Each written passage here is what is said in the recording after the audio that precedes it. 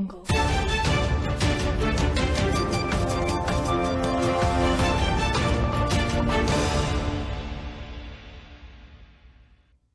pasando de Marea TV sobre el reciente cambio de gobierno en Perú. Yo le llamaría Perú en su laberinto, como haciendo socias del título de García Márquez, que es el general en su laberinto, ¿no? Porque bueno, hoy Perú en día parece un laberinto.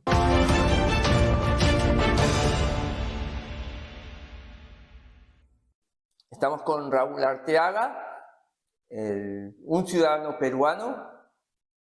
Ha habido muchos cambios de gobiernos en Perú y bueno, antes de la llegada de Fujimori al poder, los presidentes no han terminado su mandato por corrupción o bien por el mismo Congreso que lo destituía. ¿Cómo ha influido los años de gobierno en el cual Fujimori llegó al poder y cambió todo? En primer lugar, buenos días, Pablo, de Marea TV. Nosotros hemos visto que nos acompañas a veces en las Ramblas, por lo cual agradecemos mucho. Para ser más concretos y precisos, después de Velasco Alvarado hubieron el gobierno de Belaúnde, Alan García y luego Fujimori. Los periodos anteriores a Fujimori acabaron sus periodos. Después de Fujimori, en palabras de César Hildebrand, el periodo fujimorista pudrió completamente todas las instituciones del país. A partir de ahí, y del intento y de la corrupción máxima que ha habido en el Perú, en los gobiernos, Fujimori fue en ese momento el presidente más corrupto, el séptimo del mundo y el primero en Sudamérica. Entonces, a partir de ahí se pudrió todo. Se prostituyeron los partidos, se prostituyó el Congreso, se prostituyó el Poder Judicial, la Fiscalía, etc. Cuando ha terminado su periodo, hubo una situación que yo le llamaría prerevolucionaria. Lo que pasa es que no hubo, como hoy, que se está generando una situación prerevolucionaria, pero que no hay un líder capaz, visible y claro para que pueda, digamos, orientarnos a una salida correcta. Este Pedro Castillo, que venía de, como dice, de abajo, del campesinado, representó una oportunidad para cambiar las estructuras del poder y por eso terminó como terminó. El programa que traía el partido de Perú Libre en ese momento y Pedro Castillo como candidato presidencial hicieron esperanzar muchas cosas al pueblo peruano. Por eso es que se volcó. Yo no me creo que Pedro Castillo haya ganado solamente con el 1%. Realmente yo creo que ha ganado por más del 5%, pero hay un fraude encubierto que no le alcanzó al poder de ese momento, no le alcanzó para superar los votos que tenía Pedro Castillo. Pero sí, hubo esa esperanza que se truncó. Hoy sabemos, hoy sabemos que después de la elección, o sea, un poco antes de la toma de posesión de Pedro Castillo, se reunieron jerarcas de los partidos, Fujimori, Dina Boluarte incluso, dicen que también Vladimir Cerrón, para tratar de ver cómo sacaban del poder a Pedro Castillo, porque solamente le sirvió para entrar y coger el poder. Esto está por demostrar lo de Vladimir Cerrón, pero vemos que luego, a poco de comenzar el gobierno, esa alianza entre Partido Perú Libre y Pedro Castillo se rompió. Y se dice en las redes y se dice en los entresijos de la política peruana que Pedro Castillo se negó a poner los ministros que quería que pusieran los perulibristas, jerarcas perulibristas, y que por eso se rompió la alianza. Ahí en ese momento se pactó la destitución de Pedro Castillo, se destituyó porque incluso en el año 2022, a mediados de año, se reunieron en Crillón también generales y políticos y dijeron que Pedro Castillo de este año, de esta Navidad no pasaba. Y se cumplió el 22. Y ahí lo tenemos. Después de Pedro Castillo llegó Dina Boluarte. ¿Qué factores ocurrieron para que llegara esta señora y que luego acabó como acabó? Yo creo que lo principal es aquí que detrás de todo este cambio de gobierno que fue con Dina Boluarte estaba la embajada norteamericana por lo menos, porque Dina Boluarte estaba impedida de participar en gobierno, o sea, estaba inhabilitada porque tenía problemas de corrupción. 2 días antes o 3 días antes del 7 de diciembre, el Tribunal Constitucional le quitó los cargos, archivó sus casos y ella se reunió 2 días antes con la embajadora norteamericana. El ministro de Defensa, Bobbio, se reunió con la embajadora norteamericana. Después del golpe, inmediatamente después, la embajadora norteamericana prestó todo su apoyo, le dio todo su apoyo y reconocimiento a Dina Boluarte. Yo creo que detrás de de todo este golpe estaba la embajada. ¿Cuál es el objetivo de ellos?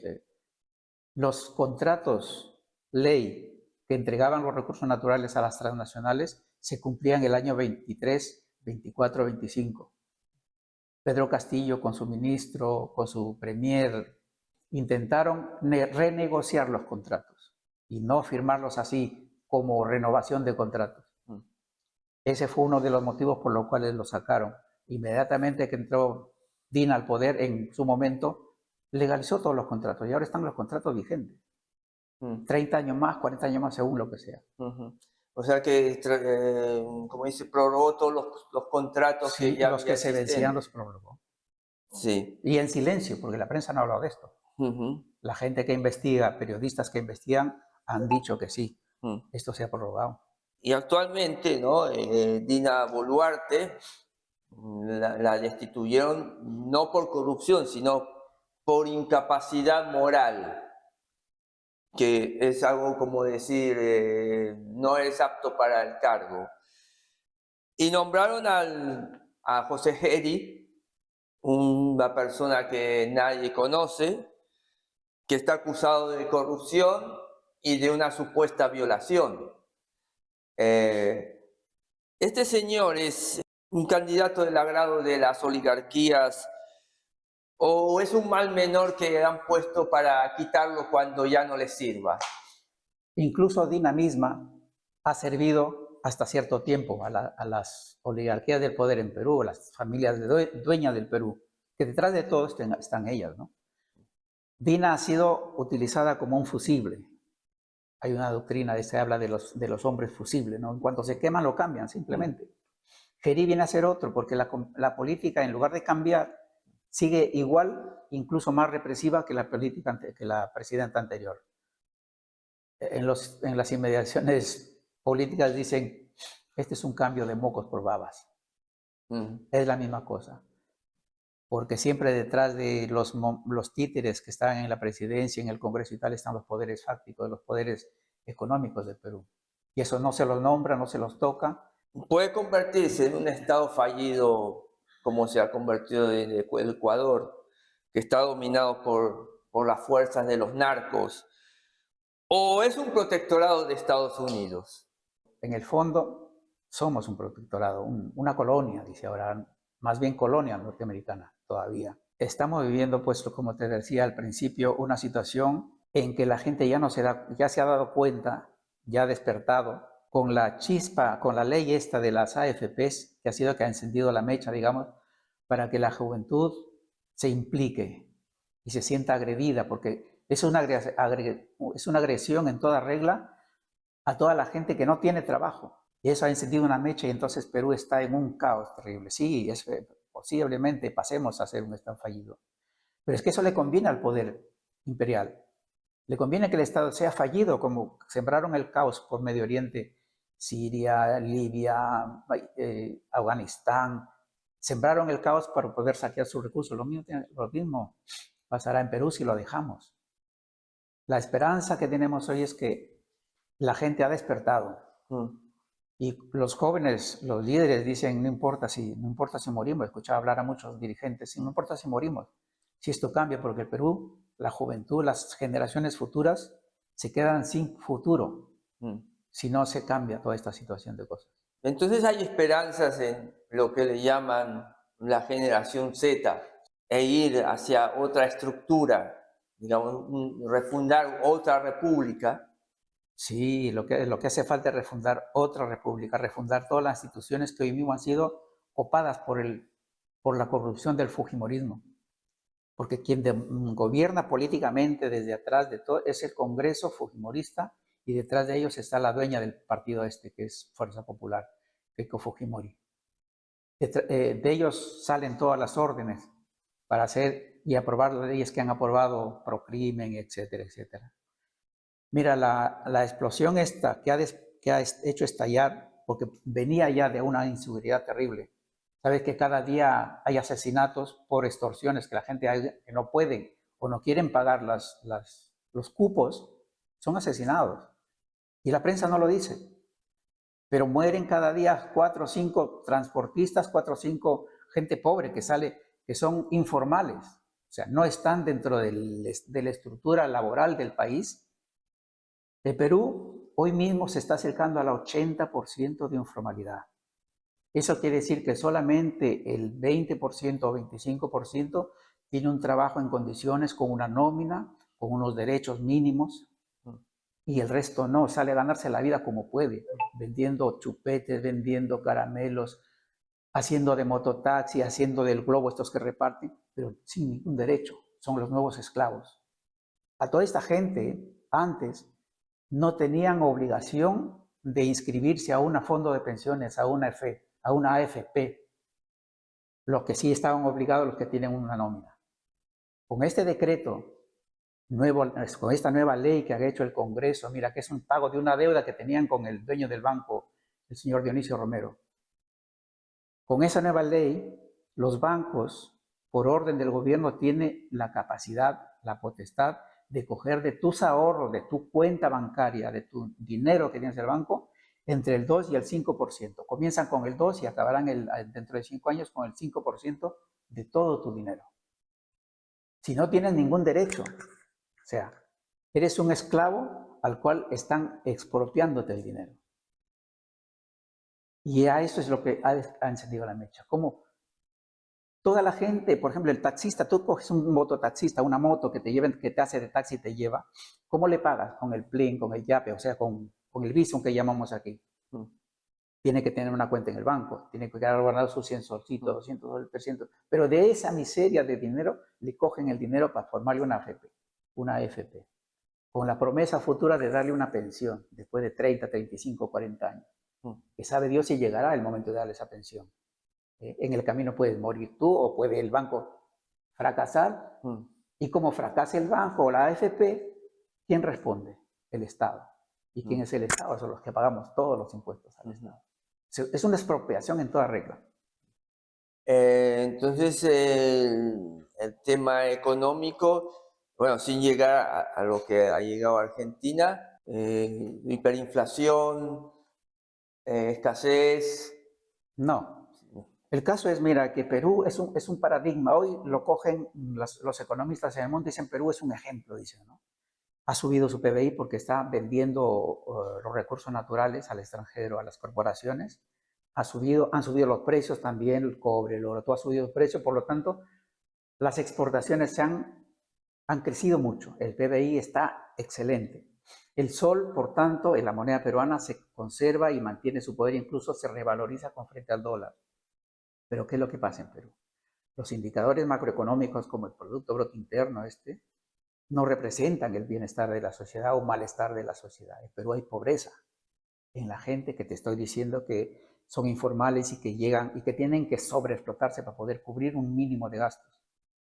Entonces, eso refleja de que toda la riqueza peruana se está yendo al extranjero, no deja impuestos suficientes y el que está manteniendo el Estado, el aparataje del Estado, son los pobladores peruanos, formales e informales. Eso es un sistema de explotación brutal. Por más que Perú digan que está muy bien y tal, no es así. Entonces, hoy en día Perú ha llegado a lo que se llama la República Oligárquica, que existió a principios del siglo XX. Sí, con una diferencia, ¿no? Oligárquica en ese tiempo se refería a las clases aristocráticas de Perú. Velasco Alvarado les rompió el espinazo, digamos, a la oligarquía peruana, pero esa oligarquía, muchos de ellos aprovecharon y se pasaron al sector financiero y al sector industrial. Están allí. Entonces ya son, digamos, una nueva burguesía dependiente del imperio norteamericano, obediente al imperio norteamericano, porque esa gente no tiene su riqueza en Perú. Hoy hemos sabido que ya Dionisio Romero está trasladando todos sus ahorros, su dinero lo está trasladando al extranjero. Él está comprando cosas para irse a vivir fuera de Perú, porque cuando el barco se va hundiendo, los primeros que huyen son las ratas, en este caso los rateros, ¿no? Todo esto que está pasando en Perú, ¿cambiará o tendrá que haber una revolución al estilo cubano? Para eso haría falta una estructura política, un partido político, una organización política fuerte, coherente ideológicamente para que pueda liderar, que no hay. No lo veo. Lo que sí puede pasar, y esperemos que sí, que por lo menos la movilización que se está produciendo hoy, que pasó ya en el año 2000 cuando echaron a Fujimori con la marcha de los 4 suyos, tenga un arribo, digamos, a gente progresista que por lo menos nos saque de esa situación de podredumbre que estamos. Cuando pasó lo de la marcha de los 4 suyos, entró a gobernar Toledo, que dio esperanzas al pueblo porque era un señor de origen andino, que había estudiado en Stanford y no sé qué, pero fue el mismo neoliberalismo, continuó el programa de saqueo de recursos naturales y de corrupción, lo cual se agravó con Humala, que también traicionó al pueblo, que entró diciendo que minerales no, agua sí y tal, promesas vacías que se fueron al tacho de la basura. Cuando le pusieron el dinero, escogió el dinero. Y luego Pedro Pablo Kuczynski, que ya sabemos que Pedro Pablo Kuczynski pues era un magnate norteamericano que vino a gobernar el Perú porque tenía doble nacionalidad. Peor. De ahí viene Pedro Castillo, ¿no? Pedro Castillo fue la esperanza, que se cayó porque fue traicionado, porque le han hecho un complot que al final triunfó y lo sacaron del poder. Nosotros desde la Rambla pedimos su libertad y reposición como forma de recuperar el Estado de Derecho y la democracia en el país.